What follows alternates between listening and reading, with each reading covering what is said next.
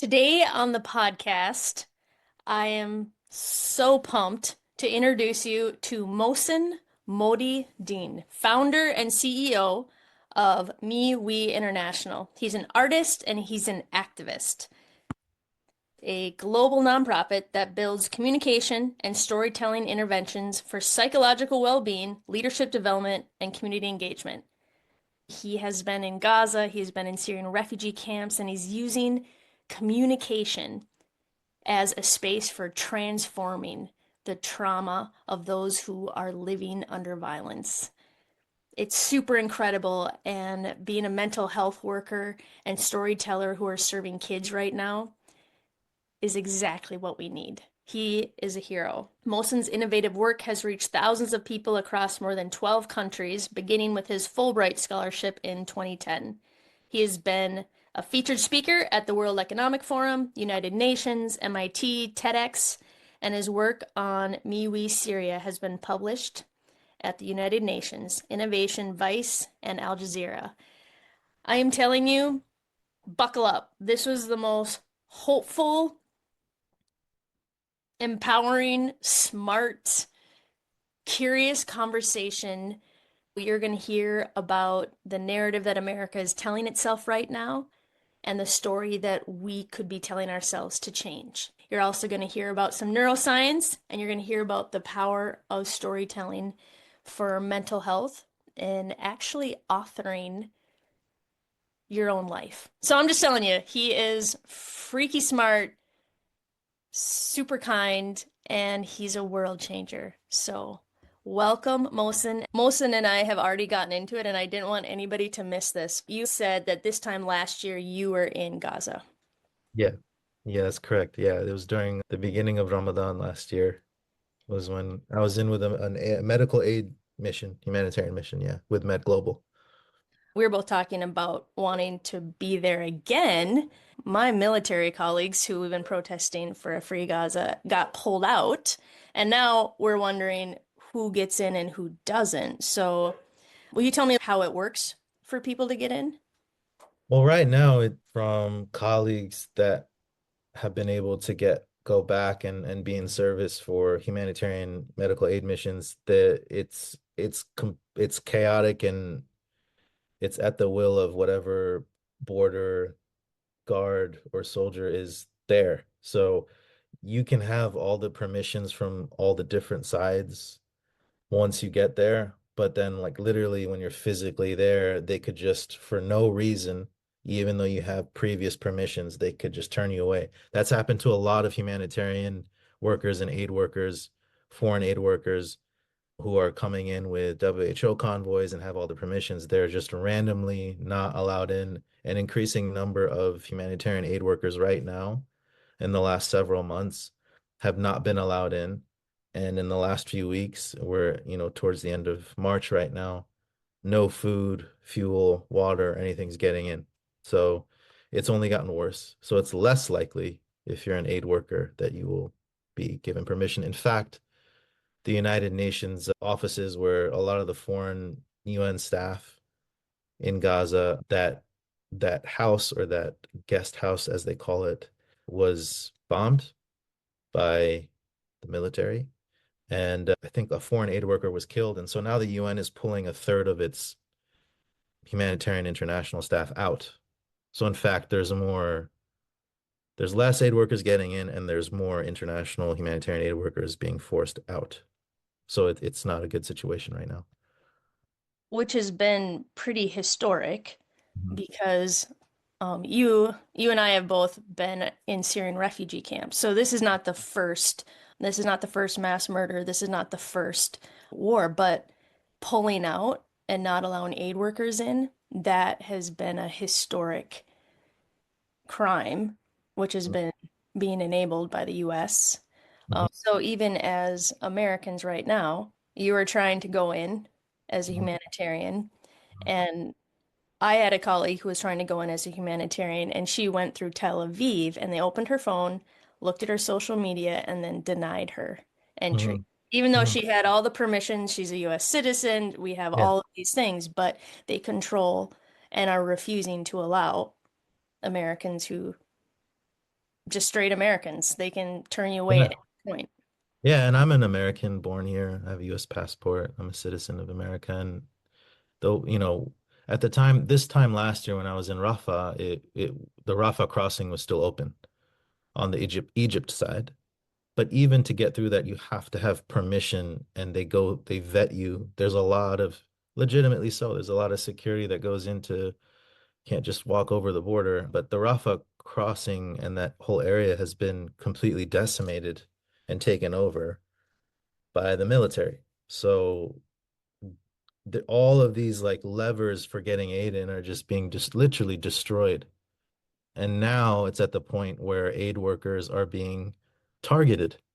Medical staff, doctors, nurses, mental health specialists are being targeted, increasingly so, especially in the last few weeks and months. So it's tragic and yeah, I don't know, it's heartbreaking. We're not giving up. We're not giving up and it's it, I can't focus on that. I can't focus on that. I have to, it's like what little can you do? Even if it's a pebble, you need to do it. You know what I mean? Yeah, and when we continue to see all of this, Mhm. I think it continues to Mhm. challenge us to not give up and to Mhm. say, like, this is who I'm going to be. Like, Mhm. no matter what, I'm going to be the person who refuses to look away and who cares. Because if we don't, Mhm. we give up so much more Mhm. that we can't ever get back. You Yeah. know, like who we are in this moment is a reality, and our actions are receipts. And I truly believe that our kids are going to ask us, Mhm. and we're going to get to say what we did. Yeah. It's a tireless effort and journey. And again, we're speaking here on this podcast, which thank you for having me, by the way, from a completely privileged position. It's about human beings, whether you are Israeli or Palestinian. It's about human beings. And right now, there are human beings who are being starved, and there are human beings who are being bombed upon while they are receiving treatment in hospitals. There's 17,000 plus children who have been killed. There's Palestinian mothers, two Palestinian mothers are being killed every hour, according to UNICEF, UN Women, and United Nations. There are more amputees in the last year in Palestine than anywhere else in the world because of the violence. So we're talking about human beings here. Human beings, human beings, human beings. And their humanity is our humanity, as well as an Israeli's humanity is my humanity, and a Muslim's humanity is my humanity, a Jewish person's humanity is my humanity. It's all interconnected. You know what I mean? The African American communities where I'm coming from in the South, here in the United States in Georgia, their rights and humanity is my humanity. Every African American person I see here is a walking miracle. In the same way that every Jewish person that I'm friends with and have the honor of meeting is a walking miracle. In the same way that the Palestinian mothers who were starving but were still able to take care of their children in Gaza when I was there a year ago is a walking miracle. It's all interconnected. I think the heartbreaking thing is that because of all the noise and politicization, we're forgetting, we're othering in such an extreme way. And this othering is eroding connectedness. And all of this talk about security is coming at the expense of our shared collective humanity. And it's not up to a government and it's not up to a political party. It's up to us, literally. Like, how am I raising my children? How am I showing up for my Jewish brothers and sisters who are dealing with fear and anti-Semitism and judgment? How am I showing up for them and protecting? How am I showing up for my Muslim brothers and sisters who are getting deported for standing up for humanity? How am I showing up for whoever it is? If we don't show up for each other, then there's nothing. It's not about a government or politics anymore. It's about how we bear witness to ourselves and to one another, which is why I do the work that I do. It's highly focused on communication. If we don't have communication, as Thich Nhat Hanh said, if we don't have communication, we don't have community. And right now we're fighting for community, not a community of said group and said no, Right. this community, human community. Yeah, and one of the things that you have said on your TED Talk was the story that that the story we tell ourselves, how do you say it? You had a really cool little sweet. I was like, I play on words, you know? No, it's the stories you tell yourself about yourself shapes how you treat yourself and how you navigate the story of yourself about yourself. It literally authors and shapes your relationships and how you engage with the people on this planet around you. And so if you are accepting a harmful, negative, toxic story about yourself and you're giving that to yourself every day, that is going to erode your physical health, according to the science and research, and it's going to erode your mental health and it's going to colonize your ability to have any pro-social, healthy relationships in your life. So this story making and processing machine in our skull that we call the brain is writing these narratives and messages without your permission all the time. And a lot of the time, it's keeping you alive. It's about survival, but survival is not the only channel for being a human being. And survival is largely driven by fear, and we need fear to keep alive, physiologically speaking. But in terms of community, we need connectedness. And connectedness comes from perspective and compassion and empathy and curiosity above fear. But the more that we have this security focused mind, this survival, you know, this brain that's hijacked in survival mode, we start to lose those other muscles and networks of the brain that actually keeps our human species alive and thriving and growing. And that's why you're seeing all these conflicts happening and all of this dehumanization and the collective dehumanization we're seeing in Palestine is, you can't go anywhere in the world right now and not see it and have it, hear it and feel it. It's everywhere. And the biggest thing I've been thinking a lot, I keep having flashbacks to when I was in Gaza because it was a year ago this time, right, that I was there. And you have children that I was working with. I was doing communication, arts-based mental health psychosocial support activities for people in Rafah who have been displaced and who were being assaulted. So, these children were literally asking me if they were human beings. I mean, children are asking, am I a human being? And there is no measure or policy on earth that could convince me that whatever we're doing in the name of security is justified when children are questioning if they are human beings, whether they are Israeli or Palestinian or American or Yemeni or whatever it is. Something is deeply wrong here. And something that you say about how the stories that we tell about ourselves keep the score for us. Yeah. And I'm a big believer that a lot of our stories are handed to us Mhm. as children. And I had found myself in the Iraq War as a soldier in combat when Mm. all of a sudden I had a big experience of, oh, this is nothing. You know, you look at the other person at the end, you see the whites in their eyes, and you're like, wait a second, I'm scared, you're scared. This makes no sense, and our governments do not care about us. But we're in this together because we are team humanity. And there you see yourself in the other person that says, I'm not going to be okay if they aren't okay. So I found myself at the point where I could never take a life. I could give my life, but in this connectedness that is the truest true, I could never be anything but for Team Humanity.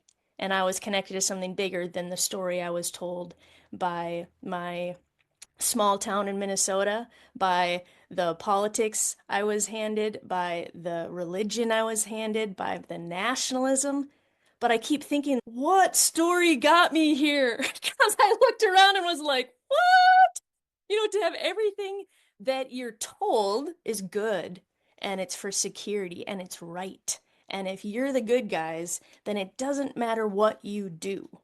You don't have to be accountable for your actions or the impact because everybody else, they're just in the bad guy bucket, which means they're disposable and which means they're not human. Because if they were human, I would have to be accountable for my actions.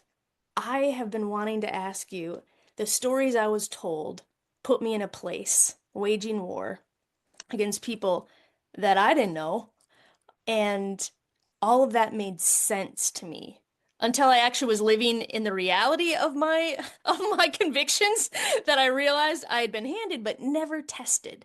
And I was being like an eyewitness to my beliefs and actions, and I was 1,000% wrong. I wasn't who I was supposed to be. I found out I was a peacemaker in the middle of a war wearing a soldier's uniform, which is the best thing that's ever happened to me. That's freedom. That's life. Like I'll never live without that again, no matter what it costs me. But I wanted to ask you if I was told stories that brought me into a place to wage war, which was 1,000% not actually who I was.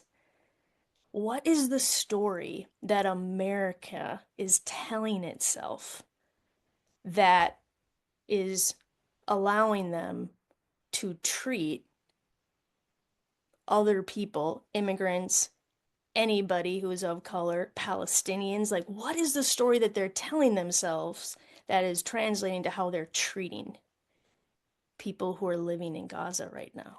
It's $1 million question. There's different levels of how to approach that. I can only offer more questions and pass for exploration and instead of a clear answer, but I have some thoughts on it. And I don't know if they're 100% correct, but being in 20 countries and being at the front lines of war and injustice and in these 15 years that I've been doing this community work, I have some thoughts on that. I think number one, we have to, America is at a point where it's been in before where there's groups that want, deeply want the story of America to be fixed. And then there's a group that realized that the story of America is an ever-changing, constantly evolving, flowing river. And it's not this just static lake where nothing's happening. And a big reason for that divide is fear. And if fear is the glacier that's feeding that lake or that river, then you're going to constantly be looking over your shoulder, and your lens for building relationships is going to be very transactional, meaning how am I benefiting and how am I going to survive versus what is the interdependence here? What is the connectedness elements here? And so I think that's a big part of it. I think the second part of it is as Americans, our inequality lives in our language. How we communicate things, including history and politics, is very, very, very small and it's very binary. And that's not how nature works. That's not how the universe works. And that's not how human beings were meant to operate. So, for example, I'm living in Georgia. I'm living outside Atlanta. Okay. I'm in a mixed race marriage. My wife is Caucasian. Sometimes I'm the first Muslim married to a Christian, that people meet. And that those multitudes of existence that are real are so overwhelming that people just want the binary. They want, no, well, if you're Muslim, it means this. And if you're Christians, it means this. And if you're not white, then it must mean that. And if you are white, it must mean that. It's not how things work. And we're doing it in politics. We're doing it in how we teach history. In history, like you just said, and there's the good guys and then there's the bad guys. And it is not that simple.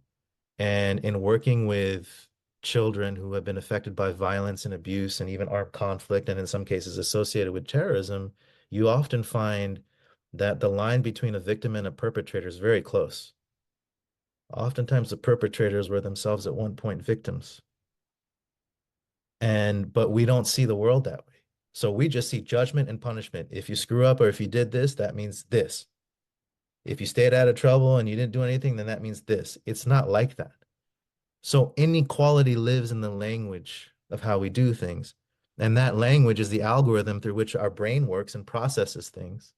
And so that's going to shape how I see you and how I interact with you and also how I treat myself. You know, if I were to depoliticize it, let's just say for me, when I was growing up, I was conditioned to believe that being Muslim meant X, Y, and Z. Yet I'm married to someone who was not Muslim. I'm living in Georgia. I have a chocolate lab dog, which are not tech. I was taught never have it. If you have a dog, you're not Muslim, right? I was in a rock and roll band in New York for 15 years with my brother. I was taught music is, you can't do that and be, I was taught all these things that, right? And so that's what I was doing. And I was limiting the possibilities of myself. I was letting someone else author the story of me internally. My internal communication was completely hijacked. But like you had an experience where you actually, because of your resilience and your awareness, you had a moment where curiosity could overcome fear. And once we allow curiosity to overcome fear, that's when healing and perspective taking can happen. Now, perspective taking is the next step because if you don't have perspective taking, then what you have is conclusion making. And America and our culture has become a conclusion making machine instead of a space for perspective taking and interdependence. Even when a conclusion is wrong and you have to say something, but if right out the gate we're saying something to prove someone wrong, even though we're saying the truth, truth without love is a lie, meaning that I could be telling you something that's the truth, but if I'm not delivering it in love and compassion to you, curiosity is not going to overtake fear. Fear is going to be in charge of curiosity. And right now, that's the state that America is living in. Fear is overtaking curiosity, and conclusion making is overtaking perspective taking. When 200 plus years ago, there was a time before America even existed where there was a culture of curiosity above fear. We're going to explore, we're going to go out west. We need to create a new system. There was a time where there was perspective taking over conclusion making, and I think that's the tension we see right now. It's the difference between what neuroscientists would call like a fixed, brain mindset and a growth brain mindset. It's that's the difference. And Right. I come from a culture of fundamentalism. Mm, Really know that till much later. I was like, oh, it's just that we're right and everyone else is wrong. Like if it's a Christian church next door, but it's like Lutheran, Presbyterian, who knows? If it's just not us, then mm, somehow they should be doing it our way. yeah. So I come from that fundamentalism plus 8 years in the military. What I ended up in processing my own story and writing it at the end of my book, I see a lot of the tension was about allegiance, Hmm. is that to belong to this group, Hmm. you had to say Hmm. that we were the only right ones. It's that whole thing like in middle school where it's like, I want to sit with so and so. Like, if you sit at that table, then you can't sit with us. And you're like, well, shoot. Yeah. There's this tension of allegiance. And then I also think there is a tension of goodness, where I don't know that people are so much as wanting to prove other people wrong. I think there is a huge compulsion to hold their rightness that says we hold all the rightness Hmm. instead of we are both part of goodness and we both have rightness in this. There's this huge defense that says, no, no, we are the right. We have the right things. And there's this refusal to accept that another religion might have that too. Another country has that too. Coming from those high control groups, I found when people were in it, because we were still human beings, like we knew there was something wrong here, but Hmm. why people didn't choose to be truthful to their humanity was because they feared getting kicked out by their group Because of because the need for if belonging, if they protect. possibly said somebody else mattered too, Mhm. That was enough. Things get way more complex. So for me, whenever I have people fear, like I totally get it, but the flavor that I saw was never fear. It was always goodness, the control that says we have it all on our street, and then allegiance. And Mm. nobody wants to betray the Mhm. allegiance to their group. So I didn't see it so much as fear as much as controlling the power and controlling the narrative of who's right. They want to defend the rightness. Sure. That tenacity to defend your rightness, it could be argued, is driven by fear. Because if you're not right, then what does that mean? Well, Right? see, I think you'd have to just share. I think people have this thing that like we teach our toddlers to share, and it's a virtue, but past a certain age, Yeah, we that's a certain. celebrate that people won't share. They have to. They actually think it's a value to have more than everybody else. We look up to it, but Yeah. it's dysfunctional in our collective. Yeah. In Maybe, certain cultures, for sure. Yeah, I think so. Because I think other cultures, it's the collective is everything. Like in Gaza and in Palestine, and what I know from my Jewish brothers and sisters who also have a beautiful culture and religion, like the collective sharing any whatever little you have, you share it. There's a responsibility for the collective. Families live all together in one plot of land. The elders are not shipped out to some retirement home to be alone. Like there's so many aspects to it across cultures. I think it varies. But I think the question you have is a really important one. I think there's the we forget what I see in my work around the world when it comes to identity and things, the self, which is what we're talking about right now. There is this very dangerous myth that your brain is fixed, your circumstance is fixed, and there is one story and it's handed to you, and that's what you get. And that is just not true. Physiologically, biologically, psychologically, and spiritually, physiologically, if we're talking about neuroscience, the brain is not fixed. It's constantly changing. It's called neuroplasticity. The brain is flexible, right? It adapts for the better and for worse. It's a beautiful thing, though. It's an opportunity for resilience and growth. So the brain is not fixed, especially in the first 26 years of life. Okay. Spiritually, you look at any religion, the stories in any major faith, even back to indigenous, beautiful indigenous cultures, the stories are about growth and transformation, not being static and fixed, right? So even in the spiritual teachings, this concept of one path, one story, one mode is actually not actually in the stories of religion and different spiritualities and faiths. It's actually about making mistakes and getting back up and resilience and growing and being challenged, right? And then psychologically, every single human being, I believe, and I say this in my work around the world, every single human being is a living, breathing story of change. That is what we are. And the second that we diminish that or forget that, then we risk having a very toxic culture and a toxic family and a toxic world and toxic beliefs because we're going against the essence of who we are. We are each living, breathing stories of change, right? So I can be, and this gets back to your original question about where are we at in America? It's because we're seeing things as not that. And I literally was praying this morning and I was thinking about how I was thinking about my Jewish friends who I see on all different sides of politics. And yes, they are my friends. And I was literally praying for them. And I was acknowledging that every Jewish friend that I have that I'm honored to know is a walking miracle, given what they have been through, right? And that's why I mentioned too, and today living in the South, and every time I see a friend from the Black community, African American community down here, I'm like, you are a walking miracle.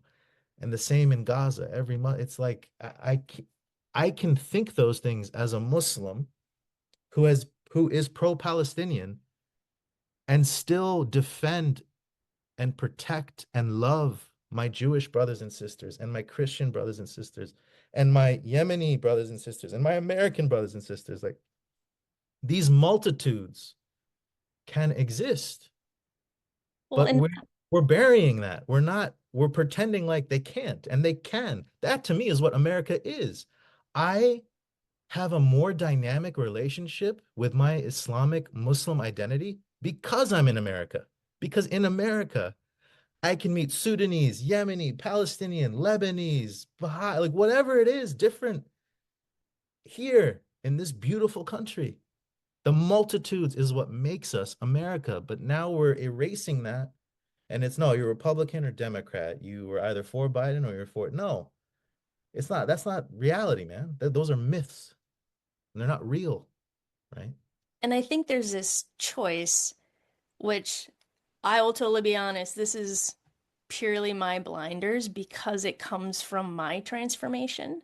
Mm, My transformation was when I could see and be accountable and responsible for the humanity mm, of another person. mhm, Full stop. It didn't matter where they lived, who they were, across what border, what religion. When I saw and accepted my belonging to the human family and my responsibility for them, mm. that was a choice that I made. Yeah.